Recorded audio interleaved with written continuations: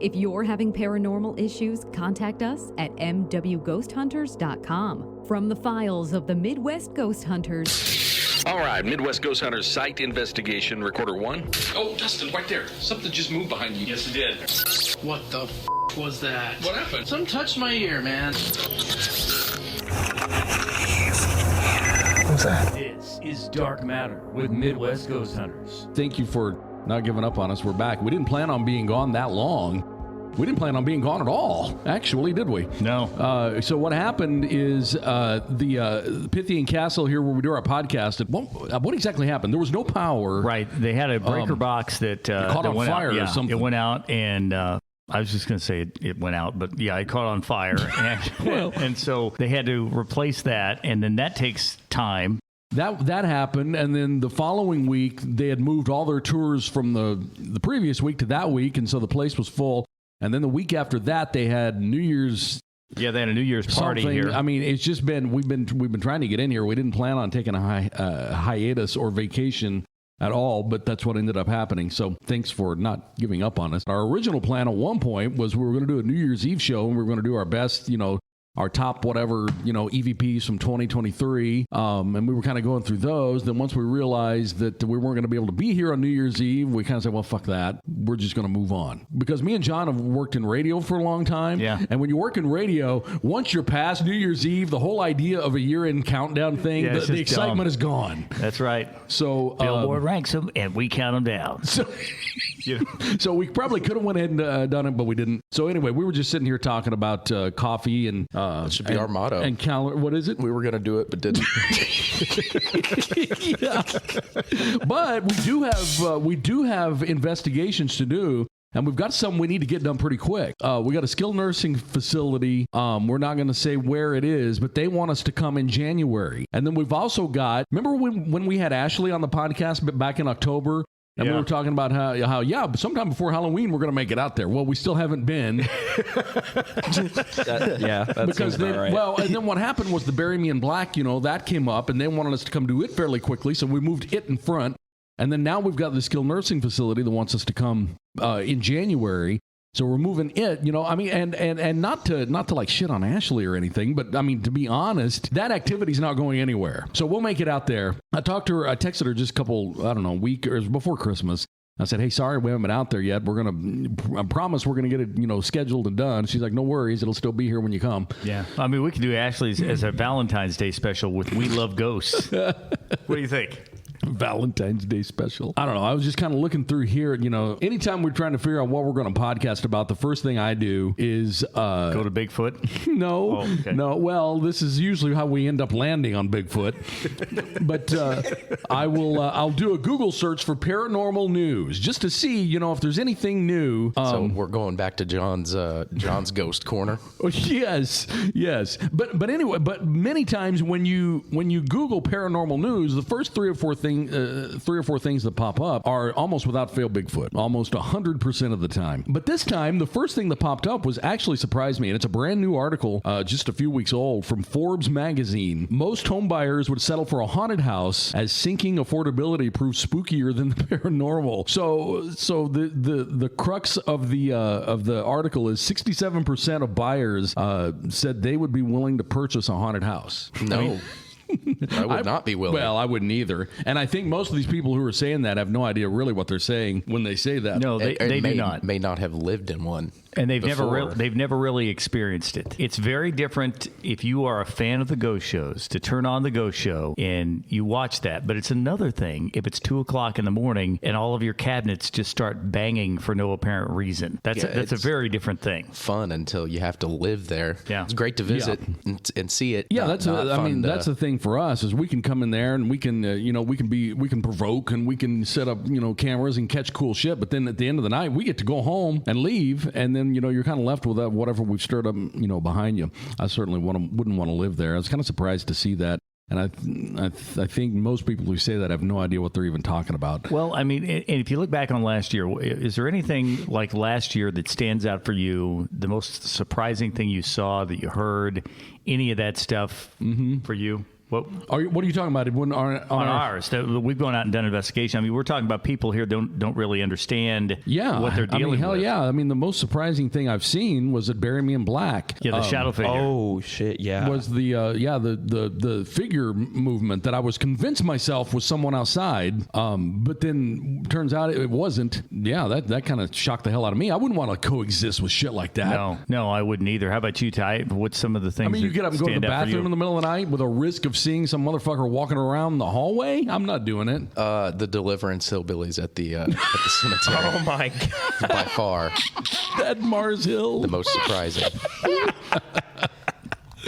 I know. And the funniest thing of that whole night, there were several funny things, but one of the funniest things was the Starlink satellites going overhead. And as I videoed them, because someone pointed them out, they're like, hey, there goes the Starlink. me. And I videoed them, and on my video, you can hear me whisper, probably to you, you can hear me whisper, we got to get the fuck out of here.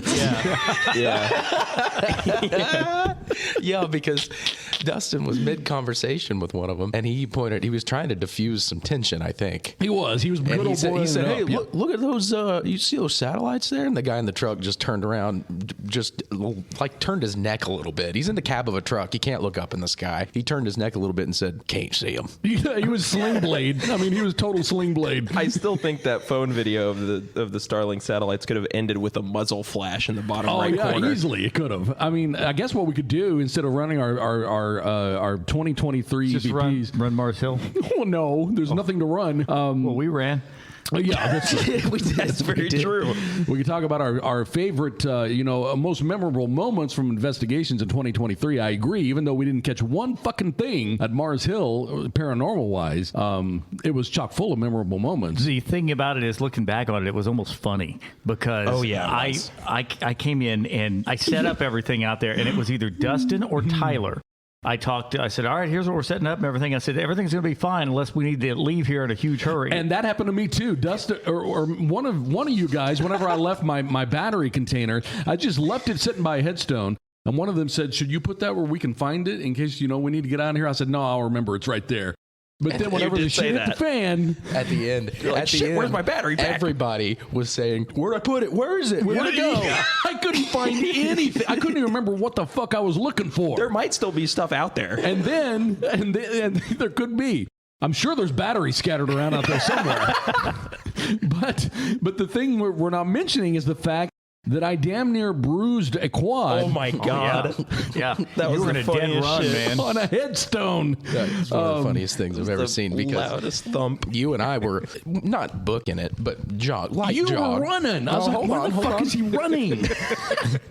Because you kept saying, where are you going? Where are you going? I didn't know what we were running where I was toward. going. I wasn't running toward anything. I was running away from Deliverance. The fucking truck that was behind us. We're keeping even pace for a minute, and then I just hear a. Well, I remember what happened there at that moment when we were in that area. I was like, oh shit, I left my EMF detector on one of these headstones right here. And I turned right, and I'll be damned if I didn't smash right into some poor soul's headstone. May have even loosened it up a little bit. But anyway, hell, shit happens when you're trying to get the hell out of there. And also the one thing I've never mentioned on the podcast or anything about that investigation, even at the time, even though we were feeling inherent danger, the one thing I laughed about on site was whenever Hunter was pacing back and forth, rubbing his hands together, and he said, I think we should just do places where we have permission from now on.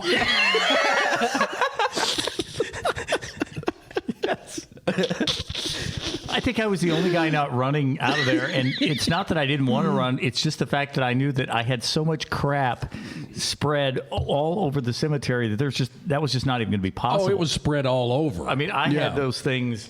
I had mic stands up here and there, and we made ourselves comfortable. Well, yeah, we were running because we were in the direct path of the the hillbillies' deathmobile. I would have been too, but I just knew that I couldn't get away from it. And the thing to point out here, I mean, not to dwell on Mars Hill here, but since we're talking about it, the thing to point out, if you don't know what we're talking about, is there was 2 vehicles on site. It was a coordinated attack. One of them was driving through the cemetery to see what the fuck we were doing there. And they both said they didn't know each other, which was and a they lie. claimed that he didn't know the guy that was blocking the gate exit. Despite making Navy SEAL hand signals out the window.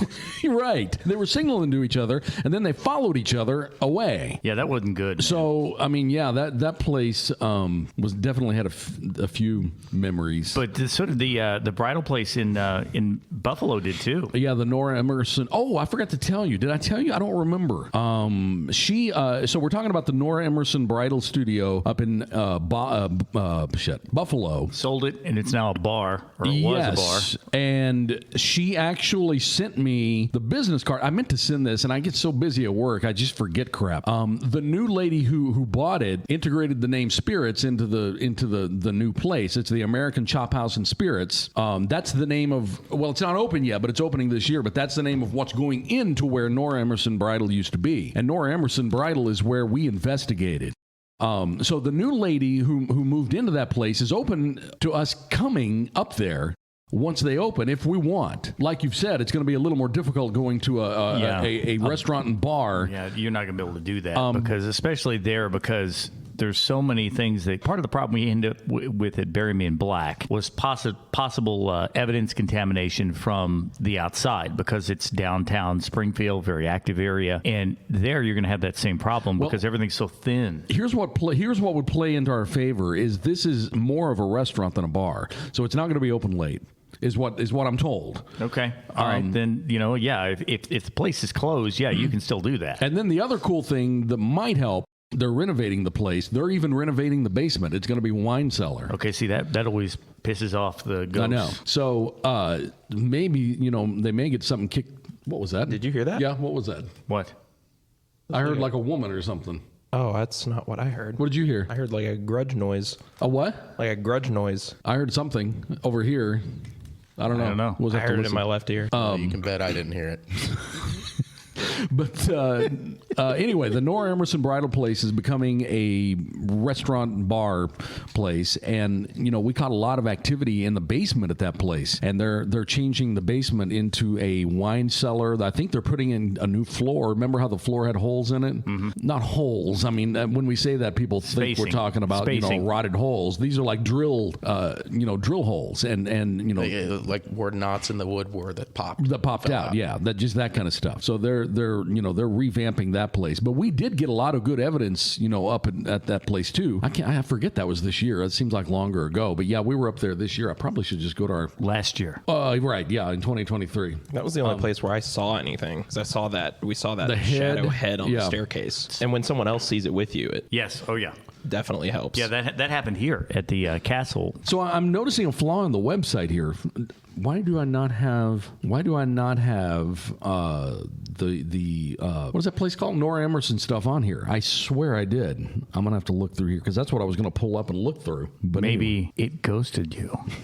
It's weird. I know I did. I remember doing it. Maybe I put them out of order. I don't know. Either way, I'll get that corrected. I thought I had trouble finding that when I looked for it too. Yeah, I'll have to go through. I'll have to fix that. I'll fix it today. Okay. I created a page for it. I may just not have put it active. I may have hid the page. Anyway, we'll look. I'll get that fixed. So you can actually make pages ghost. Every evidence page I have hidden unless you click the link. That way I can create each investigation its own web page without cluttering up the table of content, the home menu. Anyway, we'll get that figured out. So yeah, that was a good one that we did this year. I'm trying to think where else we went. We went to that trailer in Fair Grove. That's another issue. Yeah, the haunted trailer. That's another issue. They've moved from that trailer into a brand new house in the same kind of area, and they've had a new activity in the new house. Same activity they had in the old house, they're having in the new house. Same thing happened with Willard. Remember that? That's what I said whenever she told us that. I said, well, we have had that experience before. What's interesting is her house is the one where we caught that hat type figure. Remember in the bathroom. That's what she's seeing in the new house is the hat figure. And what's interesting is the time we've had that happen before was also the hat figure. Yeah. Now, I'm not saying there's anything to the Hat Man thing. I don't know what the fuck that even is. Whenever we first did that investigation in Willard, when I say Willard, I'm not talking about the one that burned down. I'm talking about Barbara's house. When we first did that investigation, she told us a story about whenever they lived in Illinois, and the daughter was driving home from work late at night, and on her way home, she saw a man wearing a hat standing in the middle of the road. Remember? Yeah. She like swerved the car into the ditch, and then after she got home, that night or several nights later, or however much longer it was, I don't know, she started seeing that hat figure inside the house. And then that hat figure, they said, followed them from Illinois to Missouri to their house in Willard. And that's kind of what Natasha has said about their new house. Is she said they saw that figure in their old place, which we caught a video of, and then they're seeing it in the new house too. I don't know anything about the whole Hat Man, whatever that is, creepypasta or whatever the fuck it is. I don't even know. Well, one of the best photos that we ever got a chance to see actually featured the Hat Man. Yeah, it is. It is. That's one of the best paranormal. You know which one I'm talking about? Okay, that's one of the best paranormal pictures I've ever seen, because you can zoom in on it and see, like, it looks like he's wearing a glove. You can almost see a hat or something. Yeah, you can see. I mean, you can see all these. Shit, that's like Freddy Krueger. Yeah, you can see all these specific features that usually when you see a ghost photo, it's pretty ambiguous. But this one was very clear. But anyway, that's what she said. She's got activity in the new house, and asked if we would ever want to come out there and look at the new house. I was like, sure. Well, I mean, I don't know why we wouldn't. I mean, we could do that. So that was another one we did this year. And then the other one, the only other one I can think of that we did, I may be missing something along the way, was Pythian Castle that we did about a year ago. It was almost a year ago right now. I don't think it was even last year. I think it's been a couple of years. Damn, we didn't go at all last year. I think you're right. I think that's been 2 years. Yeah. Because I have never been. Right. Yeah, no, I don't. You're right. That was 2 years ago. Yeah. I feel like I'm missing one, but now that Ty has brought up Mars Hill, as far as, memories from our investigations in 2023, that's the only one I can think of. Well, that's kind of a memorable investigation. Period. That's one of a kind for sure. Well, and that's, if you're somebody that's always wanted to do paranormal investigations, the thing I think Hunter's right on is that you want to try to do investigations where you are as much in control of the facility as possible. Because even if the hillbillies hadn't arrived, even if that hadn't happened there, you'd still have all kinds of external noises and everything else out there too. You can't use that term anymore, John. Hillbillies? It's hill folk. Hill folk. Hill folk. Okay. That's what they prefer. Okay. Hill folk. Do you guys remember when I sent you that email from that guy who had sent us a picture of a painting? Yeah. I remember that. The other email I'm seeing here that I never replied to was from him. He had sent us a picture of a painting and had said that he feels what did he say? He has an off-put, like he feels uncomfortable around it or something. Yeah, he found like the painting in the wall or something like that. Oh, that's right. He didn't know whether or not he could throw it out. That's right. Okay, yeah. So he found a painting behind the wall. Yeah, it was like in a secure location behind a wall, or somebody had walled up this painting for whatever reason. And he was asking us if he should throw it out or if he should keep it. And then one of you, I think John, said something about people used to hide money and important documents behind paintings, or somebody said that. Yeah. And we advised him to look behind it and see if there was anything behind it. And then what did we say? Throw it out? I don't remember. No, my vote was throw it out. I think that's what we said. It was ugly as hell.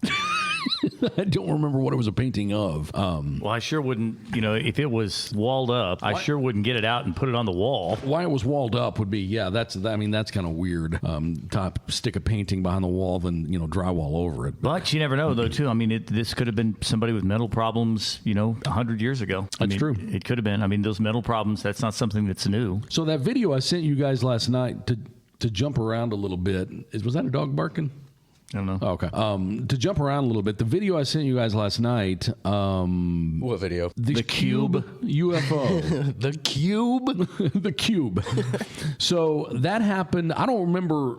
You said I'd sent something before. Yeah, you talked about that. We've talked about that on the podcast before. There was a cube that, some sort of a UFO cube over Springfield. Well, that video I sent you last night was from 2022. I don't remember when we talked about that. Yeah, we've talked about that before. Okay, that may have been the same one. I don't remember ever having seen the actual video of it.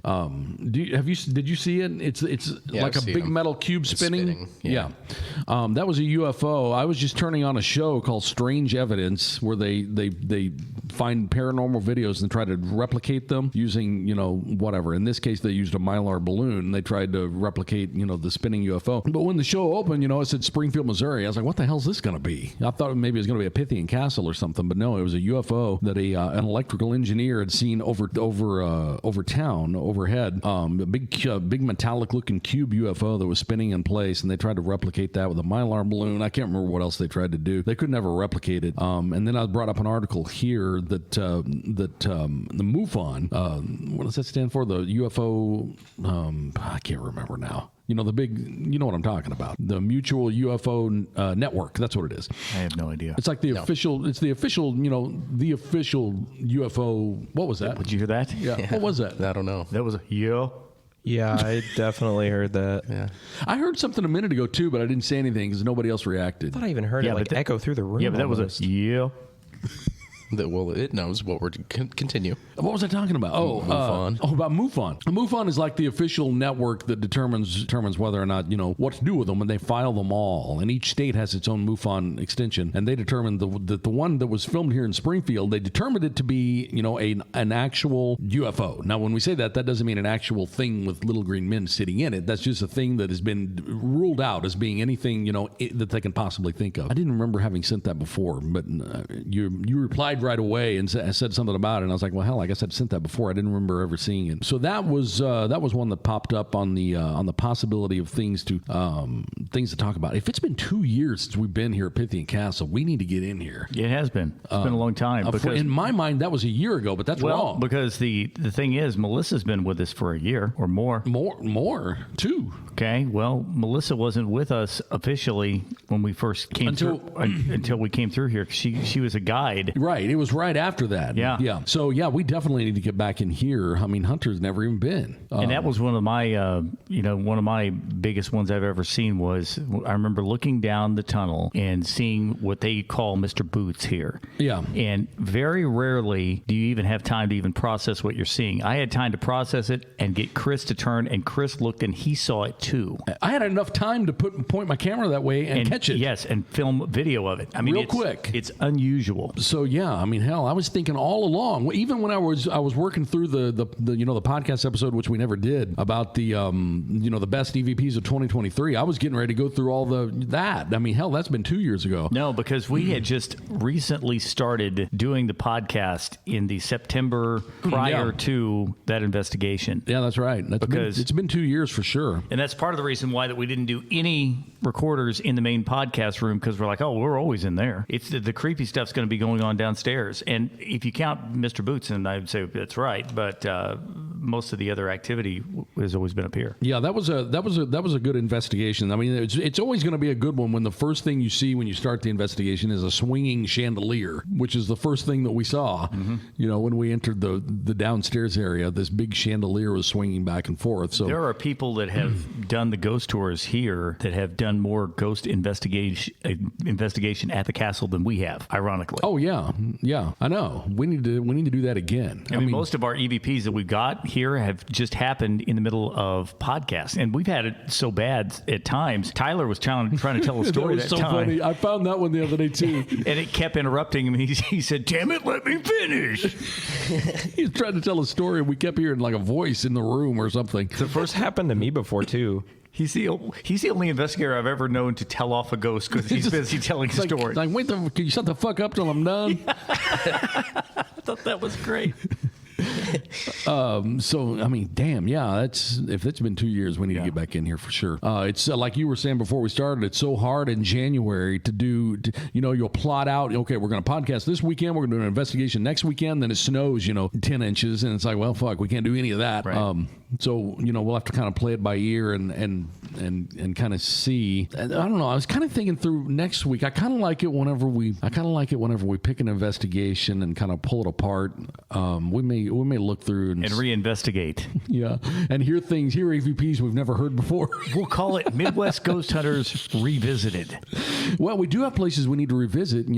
Ashley's place will be a revisit. If we go to that Fair Grove place sometime this spring, I figured spring would be the earliest we could do it. That would be a revisit. And then if anything happens up there at the Nora Emerson, I can't call it that anymore. It's not there anymore. But whatever the new place is going into Buffalo, she's open to us going up there too. The first one we've got to do is a skilled nursing facility that has active evidence that the employees have collected, and they want us to get up there really soon. They were wanting us to do it sometime in January. So really, really going to try to get that one, weather permitting, of course. We're going to try to get up there and at least get that one done. And I guess we'll figure out what we're talking about and come back next week. More Dark Matter on the way next week with Midwest Ghost Hunters from Pythian Castle in Springfield, Missouri.